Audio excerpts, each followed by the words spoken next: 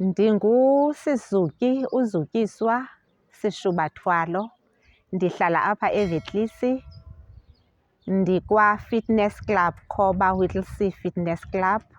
Namhlanje size apha eBhongolethu ukuza kutyala umthi onika ithemba apha esikolweni, nomthi oyinkuthazo kubantwana besikolo, kootishara, kwi-community. Umthi ozawuhlala uhleli usenza ubuhle kwesi sikolo, umthi ozawusoloko unika imbeko ze kuthi abo mhlawumbi ngenxa yeemeko ezithile zokudandatheka emiphefumlweni bakwazi ukuza kuhlala phantsi kwalaa mthi.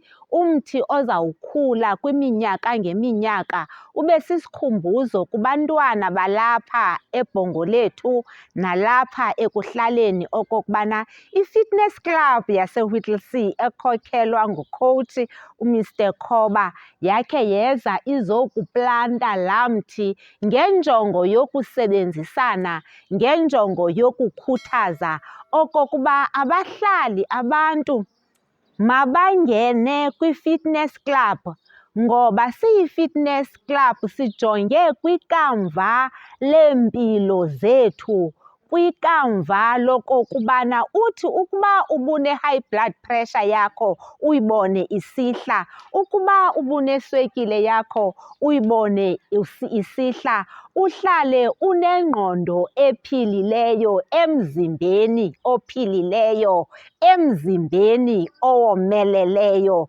njengoko sisenza ukwenzela into yokokubana sihlale sibahle, somelele, sithetha kamnandi nabantu, sisakha isizwe, sibumbene ngokumanyeneyo.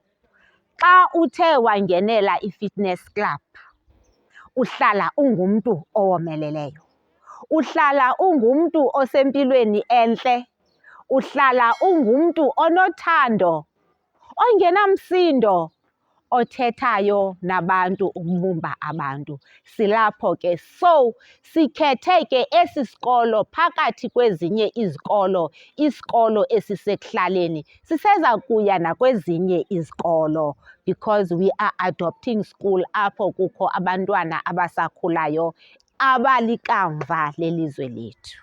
Enkosi. Sinamkela ke kula maciko. Iphakanyelwe yile nto nizoyenza, eyi-symbolism of what we are doing, because lo mthi awuzohlala ungaka, lo mthi uzawukhathalelwa ukhule. So this is a symbolism of a child getting in here from grade R to grade 7. Ungena apha eneminyaka umntana emihlanu aphume na 13-14 years.